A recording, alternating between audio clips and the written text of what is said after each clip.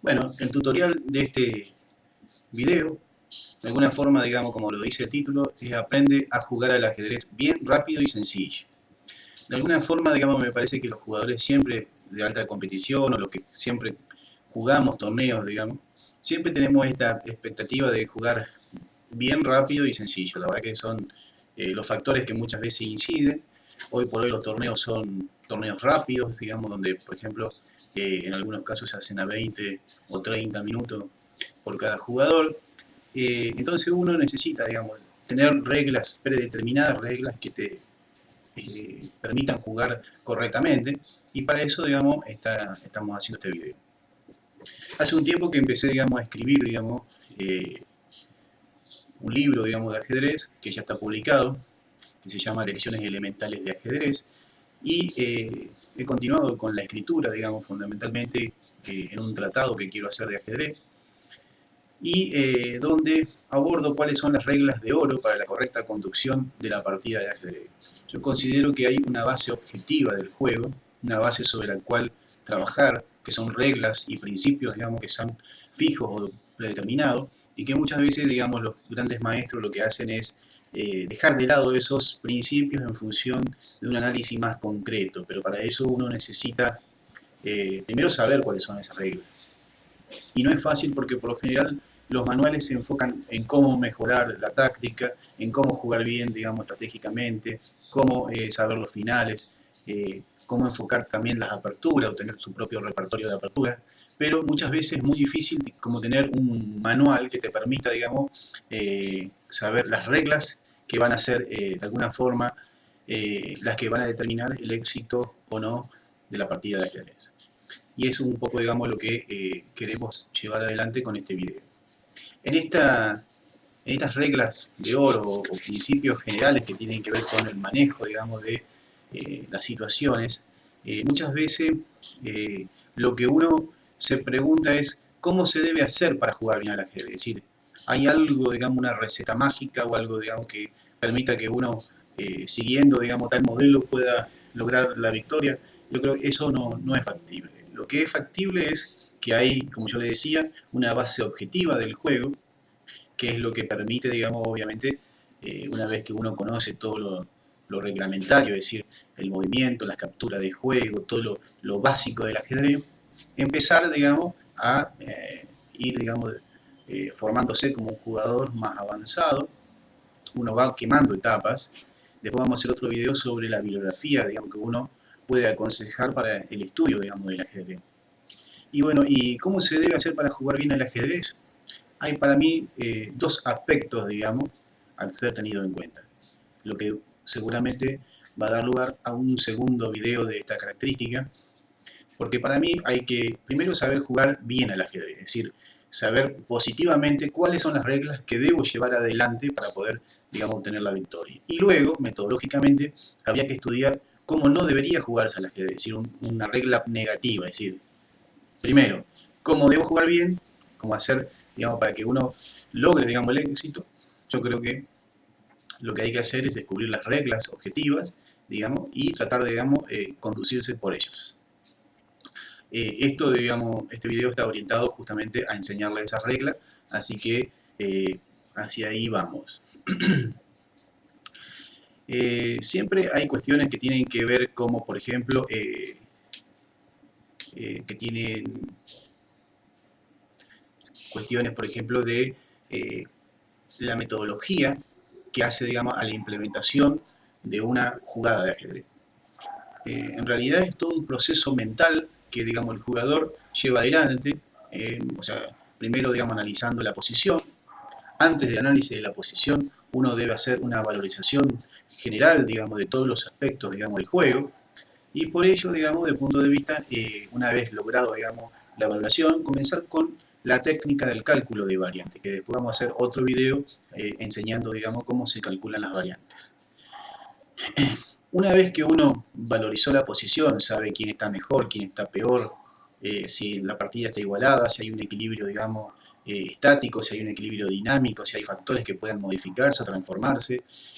Una vez que logró, digamos, tener ese primer punto, el segundo aspecto, digamos, a ser tenido en cuenta es el análisis concreto de las variantes. En el análisis concreto de las variantes uno va a estudiar las distintas líneas, digamos, de posibles jugadas que se puedan ir dando, y a partir de ahí, una vez que hace una conclusión, digamos, decir cuáles son las mejores jugadas para cada posición, va a estar la última parte, que es la toma de decisión, donde en la toma de decisión no siempre, digamos, se lleva adelante, digamos, por factores objetivos, es decir, no siempre hacemos la mejor jugada, sino que muchas veces hacemos la mejor jugada que puede, digamos, tener en cuenta el rival. Entonces, también hay aspectos psicológicos que muchas veces el jugador, digamos, toma en cuenta, digamos, para, obviamente, lograr la victoria.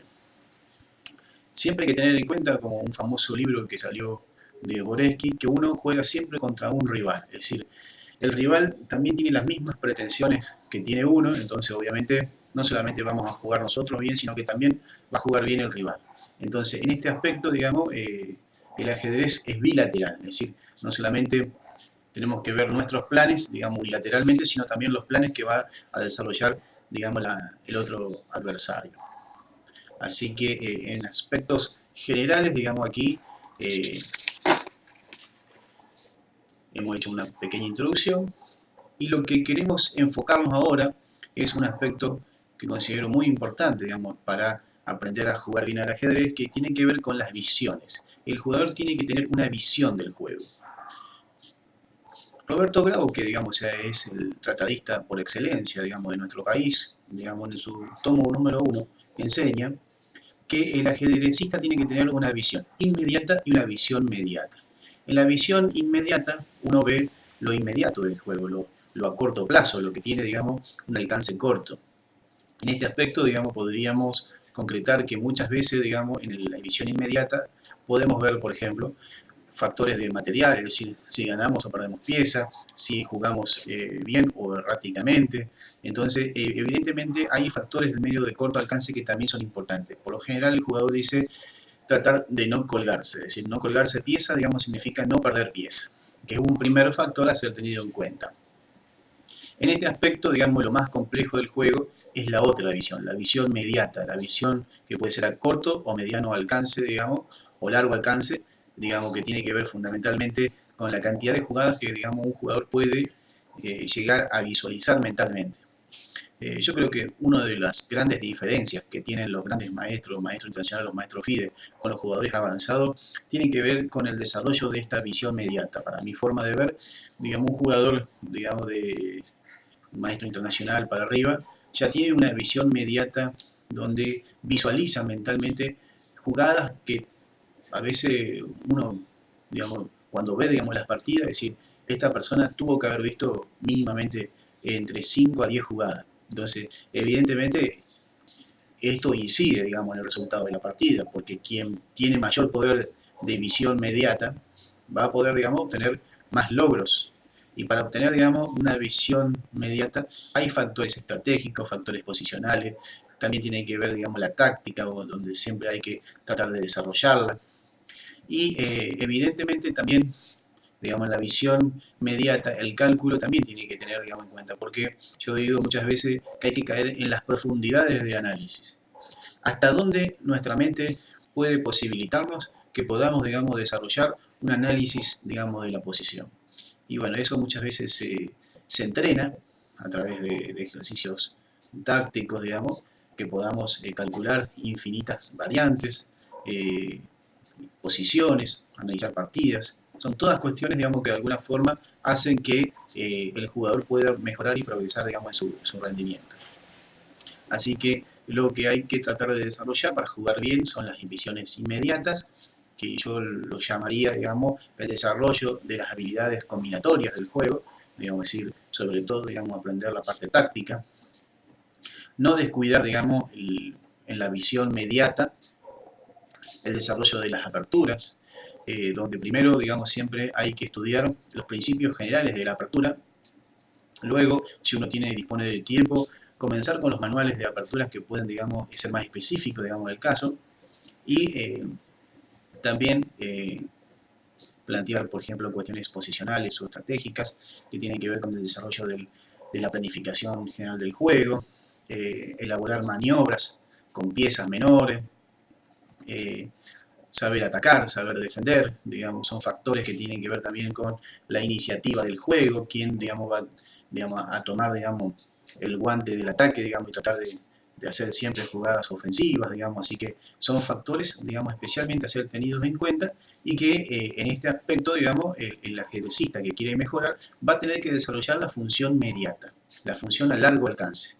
El largo alcance, digamos, son varias jugadas, no solamente jugadas en sí mismo, sino un bloque de jugadas comprensivas en un plan estratégico global que hace, digamos, que el juego pueda, digamos, ser algo más compacto y que lleve, digamos, a que la persona, digamos, puede planificar, digamos, un grupo, digamos, de jugadas todas armonizadas, digamos, y coherentes, digamos, con el plan que se quiere desarrollar.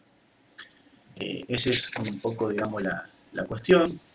Hay que tener en cuenta siempre que no todas las jugadas tienen la misma característica, es decir, también hay que tener en cuenta que a veces hay jugadas de ataque, hay jugadas de defensa, hay jugadas que a veces uno ve que no tienen contenido, digamos, concreto, que a veces pueden ser jugadas neutras, digamos, que a veces, o jugadas que tienden a evitar un ataque del contrario. Por ejemplo, en algunos casos vemos que se juega H para evitar, digamos, que a G4 y amenazar, digamos, la diagonal de la A. Son todas jugadas defensivas. Entonces, en este aspecto, y también hay jugadas que son errores, digamos, que después de un segundo video vamos a ver cómo evitar errores. En realidad hay que, digamos, tener en cuenta que no todas las jugadas tienen las mismas características y que hay jugadas que pueden, digamos, llevarnos a la victoria y otras que pueden llevarnos a la derrota. Entonces hay que tener en cuenta eso durante el juego que estamos haciendo, si queremos jugar bien, obviamente. Desde hace 8 años que empecé a enseñar ajedrez, siempre me planteé, digamos, cuál sería la mejor hacerlo. Entonces, para el desarrollo, digamos, de ciertas habilidades de mis alumnos, de alguna forma lo que propuse era un esquema de juego, que yo lo llamo, digamos, de un título medio largo, es esquema de juego para una adecuada función de la partida de ajedrez. A mis alumnos, digamos, realmente un poco sintetizo, digamos, esta idea en una palabra que le digo esquemita. Uno tiene que tener una esquemita de juego. ¿Cuál es el esquemita de juego? Cada uno lo puede desarrollar. En todos los otros videos que yo he visto de otros grandes maestros o de profesores, todos, digamos, de alguna manera tienen su propio método. El método tal, el método de cualquier jugador, un método de un gran maestro. Cada uno tiene como jugador un sistema, digamos, que puede, digamos, serle útil, digamos, pero, digamos, en realidad cada uno dispone de esa... Para poder jugar con corrección y con el juego dinámico de posición, se necesita saber y aplicar algunas reglas de oro, principios generales para el juego posicional, que nos va a permitir jugar de una manera adecuada. Y vamos a ver, digamos, desde el punto de vista, el primer principio o regla de oro es la regla del material. La regla que ser tenido en cuenta es la regla del material. Hay que cuidar el material existente, para lo cual se deben evitar jugadas que pueden ser errores, digamos, que nos hagan perder piezas o llegar a una posición inferior. Uno tiene que tratar de mantener estable o mejorar, digamos, la cantidad de piezas, digamos, relacionadas al rival, digamos, pero no tratar de perderlas. Fundamentalmente es la regla del material. El material hay que cuidarlo. Son las piezas que están dispuestas sobre el tablero y que, obviamente, en el inicio de la partida, como vemos en la posición inicial, digamos, las piezas, digamos, con relación al rival son, digamos, iguales. Cada bando tiene un rey, una dama, dos torres, alfil, dos caballos y 8 peones, distribuidos, digamos, simétricamente. En este, que se llama ajedrez clásico, digamos, para diferenciar los tipos de ajedrez, digamos, la regla de material es una regla fundamental. Si perdemos piezas, obviamente, indirectamente podemos perder la partida. El principio de siempre hay que relativizarlo en función, digamos, del objetivo del ajedrez, que es, digamos, el objetivo es dar jaque mate al rival. Eso, de acuerdo al reglamento FIDE, es, digamos, lo que hace que se obtenga la victoria. Una de las cosas que se obtenga la victoria, también puede haber un abandono, digamos, de la otra parte.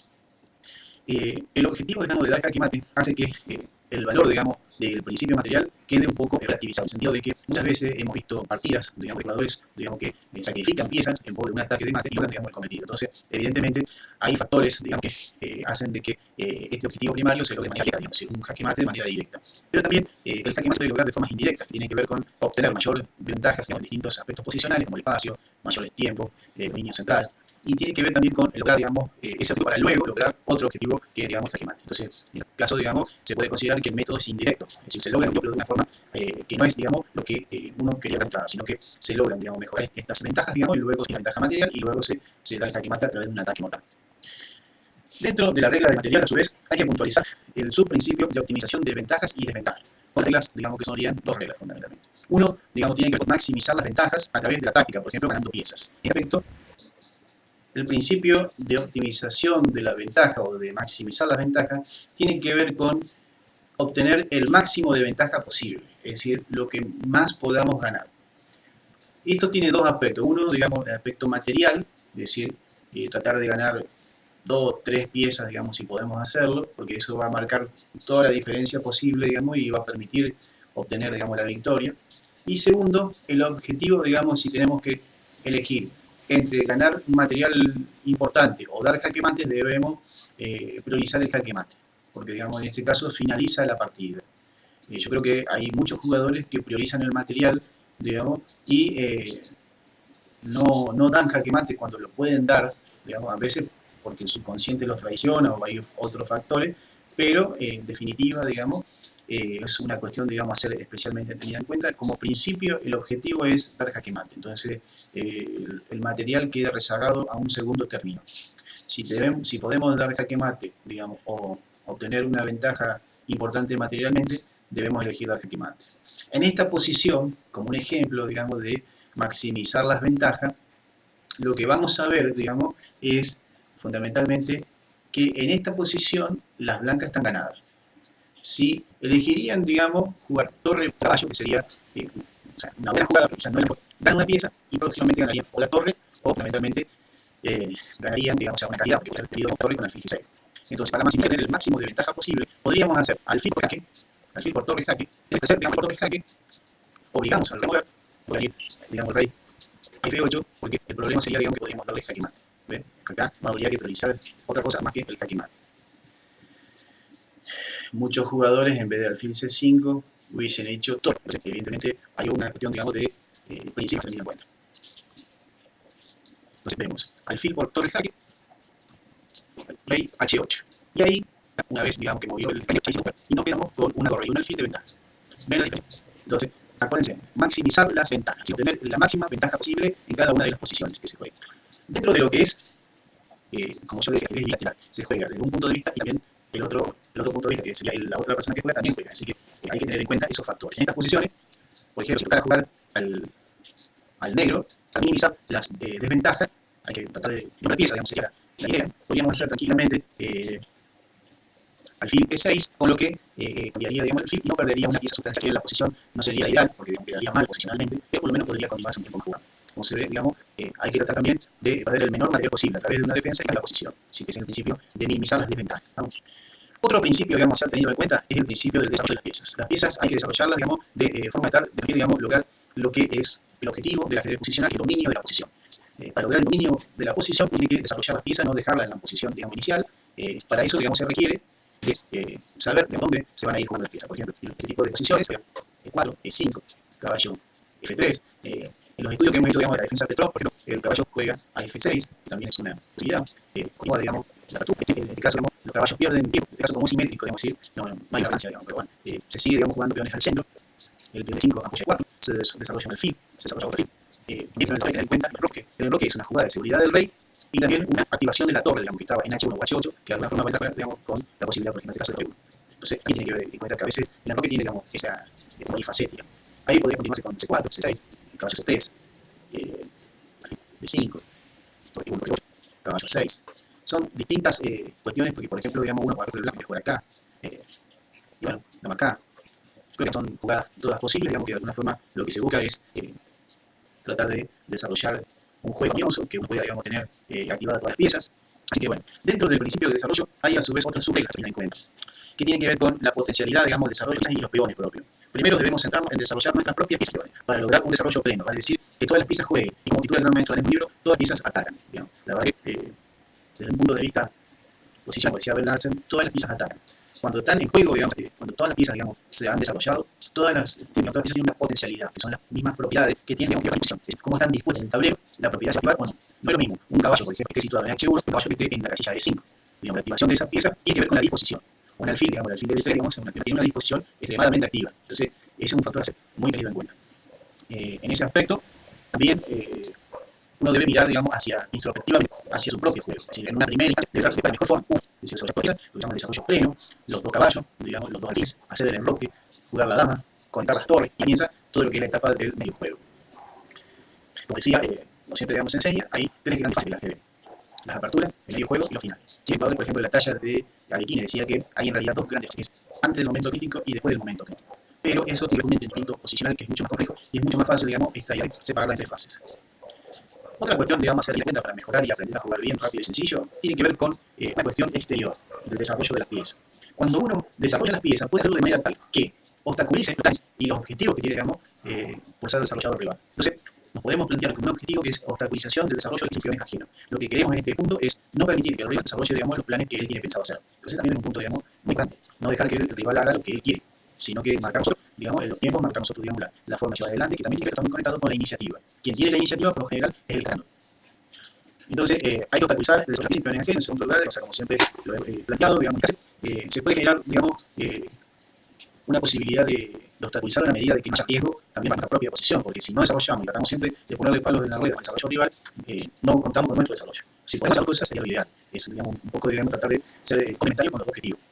Así que en este aspecto el factor tiempo es fundamental y a veces es quizás más importante que el material, por eso el material es un principio relativo, digamos que puede ser, si uno juega muy bien al ataque, puede ser contrastado con factores que transforman la posición a través, por ejemplo, del tiempo, del uso del tiempo. Y bueno, en este aspecto, los jugadores que son pasados como los maestros FIDE, maestros internacionales, grandes maestros, saben cómo utilizar la ventaja, digamos, de tiempo para, digamos, lograr un rápido ataque. Nosotros estamos ahí en etapa también de aprendizaje, de superar, digamos, una etapa de ser avanzado, digamos, y lograr, digamos, ser un maestro titulado. Pero no ve que, digamos, los jugadores, grandes maestros, sobre todo, tienen esa visión que uno no la tiene, que tiene que ver con un juego a mayor largo alcance. Así que también dentro del principio de desarrollo, como digamos, otra subregla, que es el dominio del centro. Yo la considero como un aspecto del desarrollo, porque cuando uno juega las piezas, empieza a jugar, aprende que tienen que las piezas ir desplazadas hacia el centro. Entonces, evidentemente, el dominio del centro siempre se lo plantea como un primer objetivo a ser tenido en cuenta. Hay que dominar efectivamente con peones o a la distancia, digamos, a través de, a veces, los principios de alfiles, digamos, las casillas centrales, que son las E4, E5, D4 y D5, que sería el centro de esta casilla. E4, E5, D4, D5, las casillas centrales. Y también las plateadas, F4, F5 y C4, C5, que, digamos, han sido titulados como un centro ampliado. Estas casillas, digamos, son donde se va a centrar todo el juego posicional por el dominio central. Una vez que hay jugadores que logren el dominio central, pueden luego, digamos, empiezan a desplazarse entre los flancos y lograr algún tipo de específico, flanco de rey o flanco de dama. En este aspecto, por ejemplo, para ver un caso, digamos, de análisis, de donde se pueda, digamos, ver el dominio del centro, vamos a ver una posición. Un ejercicio, un ejemplo que vamos a ver, digamos, por ejemplo, que comienza con la jugada E4,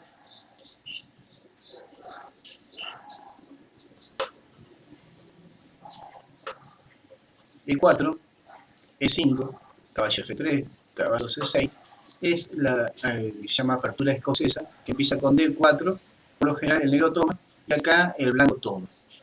Pero con la idea, digamos, por ejemplo, ahí de seguir desarrollando el alfil, el negro puede jugar alfil C5, luego, por ejemplo, caballo F6. Lo que acá sería malo, digamos, que no lograría, digamos, o sea, por lo menos luchar por el dominio del centro, es directamente que el negro tome el caballo por D4, porque estaría regalando justamente la casilla D4 a la dama, que te lograría su máxima potencialidad. Entonces, este tipo de jugada hay que evitarla, no lograr, digamos, que regalemos, digamos, el centro, porque eso puede llevar, digamos, que justamente en estas posiciones, como es la dama blanca, digamos, va a ser muy difícil, digamos, de sacarla de la casilla de 4.